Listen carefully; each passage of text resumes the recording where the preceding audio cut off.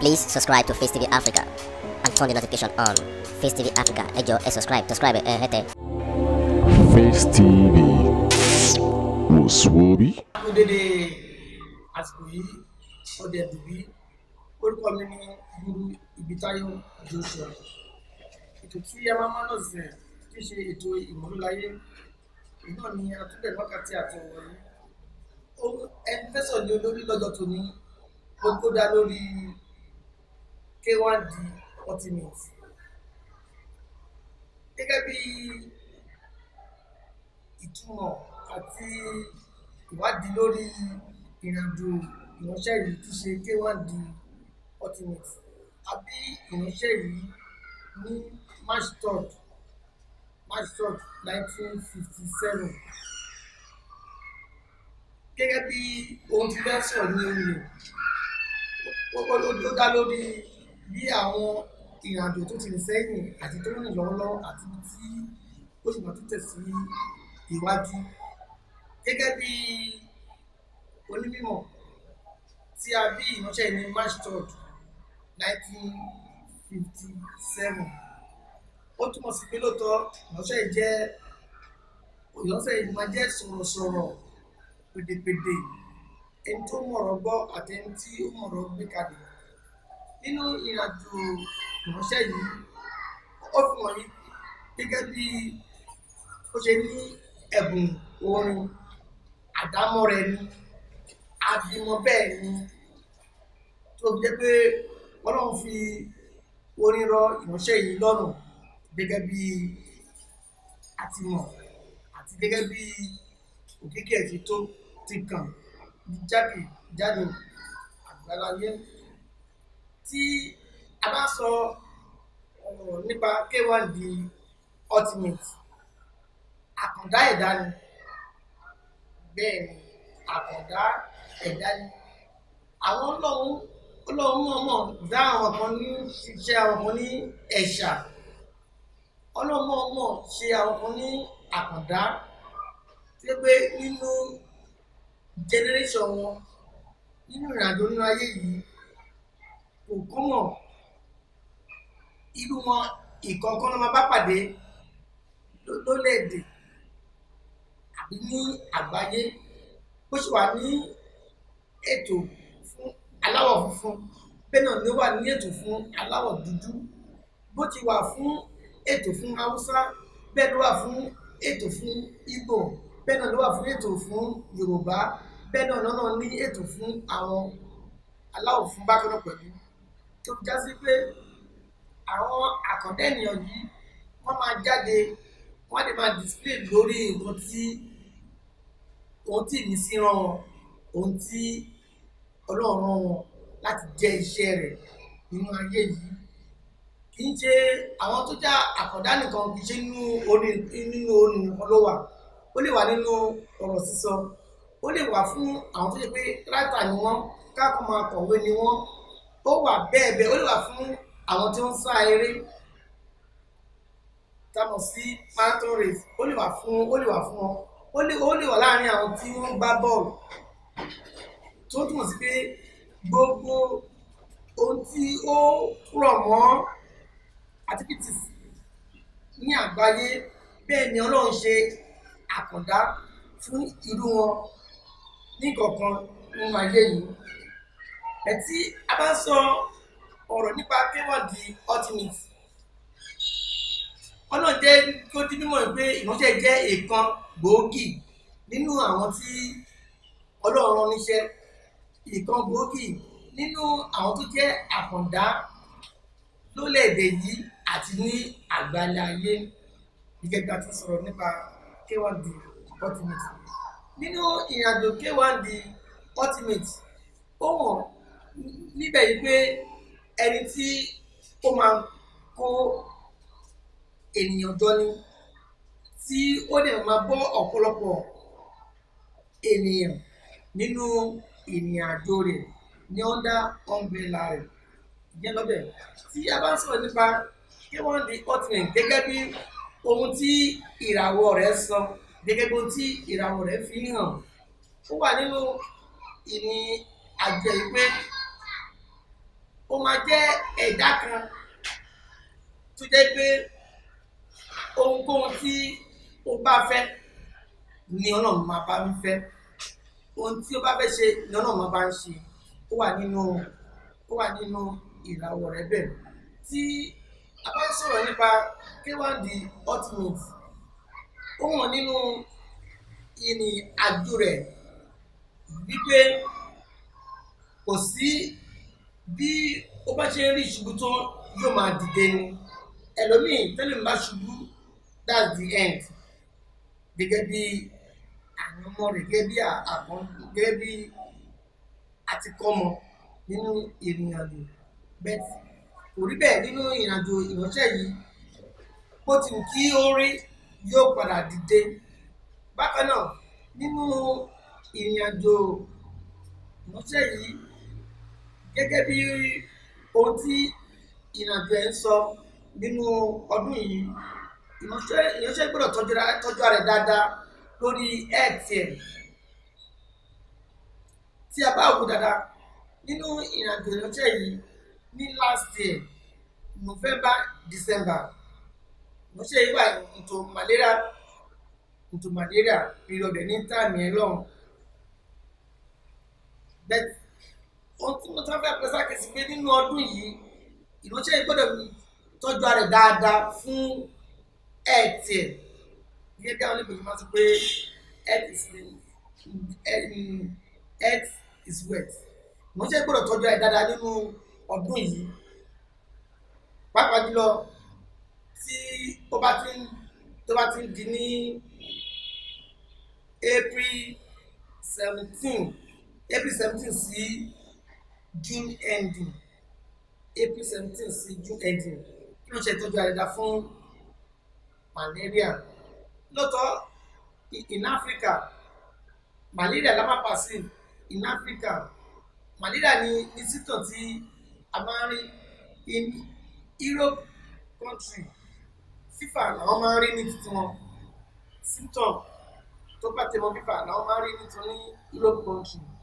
But àti Europe country o àti Africa country o, kí ìránṣẹ́ yìí kó tọ́jú ara rẹ̀ dáadáa fún ìlera ara rẹ̀.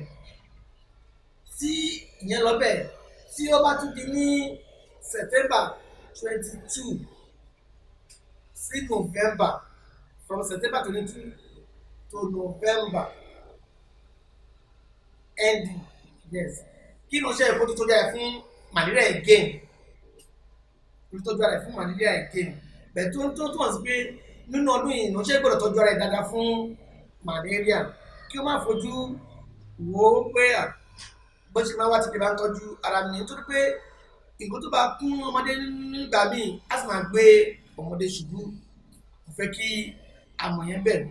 Then nínú ìrìnàjò ìránṣẹ́ yìí nínú ọdún yìí, gẹ́gẹ́ bí nọ́mbà tó ń lò ní 2025 this year, nọ́mbà tó ń lò 3 ló sọ nípa ẹ̀, 3 rẹ̀ sọ nípa pleasant, ó ń sọ nípa blessing, ó ń sọ nípa òkìkí, ó ń sọ nípa ohun titun, ohun ọ̀tun, ní tó túmọ̀ sí pé ìránṣẹ́ yìí ó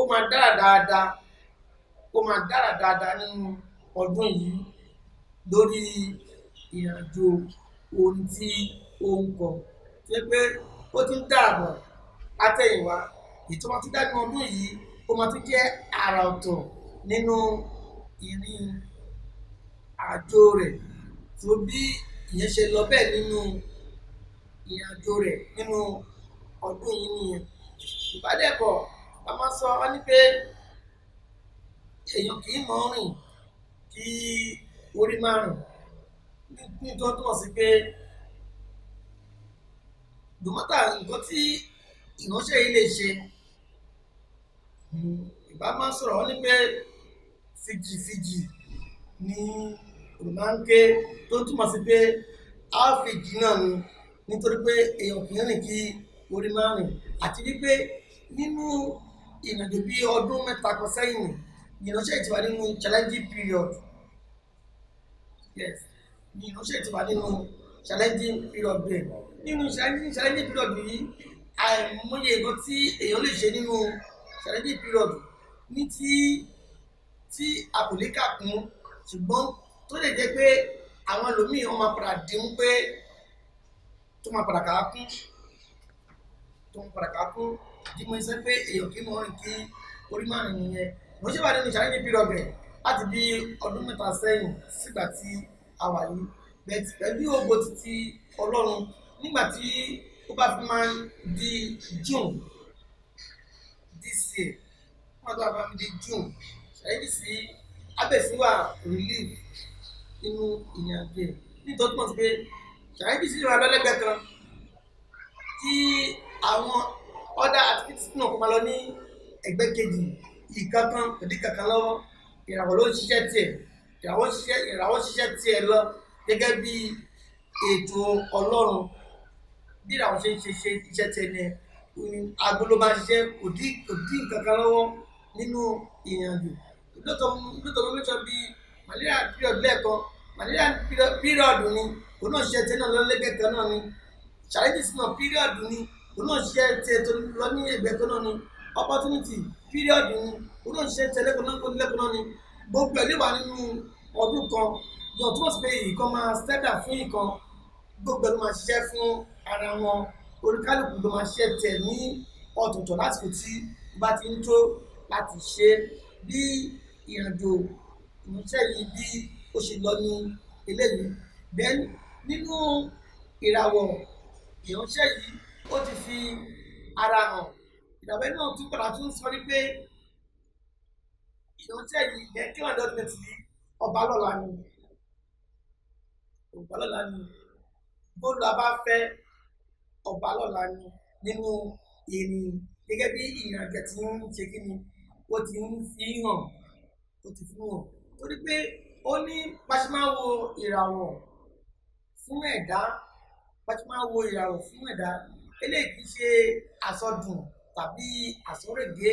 Báṣe máa wo ìràwọ̀ fún ẹ̀dá tí ó ní báṣe máa wo tí a bá wo ibẹ̀ láti máa pẹ́ ní yìí lọ́jọ́ iwájú aláṣẹ ni jẹ́là yóò padà di yóò bẹ̀rẹ̀ pẹ̀lú máa pàṣẹ gẹ́gẹ́ bí fún àpẹẹrẹ gẹ́gẹ́ bí president ń sìn àbí gómìnà ni àbí kábíyèsí ni. Gbogbo àwọn àlàkálẹ̀ tí mo là sí ilẹ̀ yìí, ìràwọ̀ ló máa ń jẹ́ kí a mọ̀ pé ó máa rí bẹ́ẹ̀. Ìràwọ̀ ló máa ń jẹ́ kí a mọ̀ pé kí ni máa rí bẹ́ẹ̀. And tí ìràwọ̀ bá dẹ̀ ti fi hàn, ó ní sáìn tó máa gbé wá. Tí ìràwọ̀ bá dẹ̀ ti fi hàn pé ó máa rí bẹ́ẹ̀, bó ti wù kí ẹni yẹn kó pẹ́ tó lókè pẹ̀, kí ni a yóò padà fara hàn níwọ̀n ìgbà tí ó bá ṣe wà láàyè tí kò tí ì kú, tí kò tí ì dòkú, tó bá ṣe wà ní àyè. Ìràwọ̀ yẹn yóò padà fẹ́ ní ẹ hàn gẹ́gẹ́ bí ààyè rẹ̀. So nítorí túmọ̀ sí pé gẹ́gẹ́ bí mo yín sọ̀rọ̀ lórí ìrìnàjò K1 the ultimate ọba lọ́la ni, tó dẹ̀ fi wọ̀nyí pé tí ìròjẹ́ bá ti bẹ lókè pẹ̀, tí Ọlọ́run bá sì ń tì lẹ́yìn, ó sì máa padà jẹ ọba yẹn gẹ́gẹ́ bí àpẹẹrẹ rẹ̀ ti fi ara hàn ní ojú ayé rẹ̀. So bí lè ṣe jẹ́ ní eléyìí gẹ́gẹ́ bí ètò tí mo ń bá bọ̀, ibi tí màá dá dúró ní eléyìí. Tó bá tún ti ní ọ̀sẹ̀ tí ó ń bọ̀ ní agbára títí Ọlọ́run, màá tún tẹ̀síwájú lórí ìrìnàjò tí àwọn tẹlifí tí mo tún ń bọ̀ ní ọ̀sẹ̀ tí ó ń bọ̀. Tó nípa ìdí yìí mo dá dúró náà gẹ́gẹ́ bí ọ̀rọ̀ tí K1 the ultimate tí mo mẹ́ba ní èyí ní agbára tí Ọlọ́run á tún máa pàdé ní ọ̀sẹ̀ tí ó ń bọ̀. Orúkọ mi kò tí ì yí padà. Bẹ́ẹ̀ ni fún nọ́mbà mi lélẹ́yìí, a ní àǹfààní láti pè mí láti fi mọ̀ ìrìnàjò títí tàwa náà, ìrìnàjò ti kára wa náà láti fi mọ̀ jẹ́là lórí nǹkan tá a ti lò sẹ́yìn ni àbí ohun tí à ń lò lọ́wọ́lọ́wọ́ àbí ohun tí ó sì máa ṣẹlẹ̀ ní ọjọ́ iwájú. Nọ́mbà á fi gbogbo ẹ̀wọ̀n ní lẹ́sẹsẹ bó ti kí orí nọ́mbà mi eléyìí kò tí ì padà náà pẹ̀lú 081 46 46 1711 ní ẹ̀kan sí 081 46 46 1711 á ti máa pàdé ní ọ̀sẹ̀ tí ó ń bọ̀. Ire o. Please subscribe to Face TV Africa and turn the notification on. Face TV Africa, ẹ jọ̀ọ́ ẹ subscribe hete. Face TV was Swoby.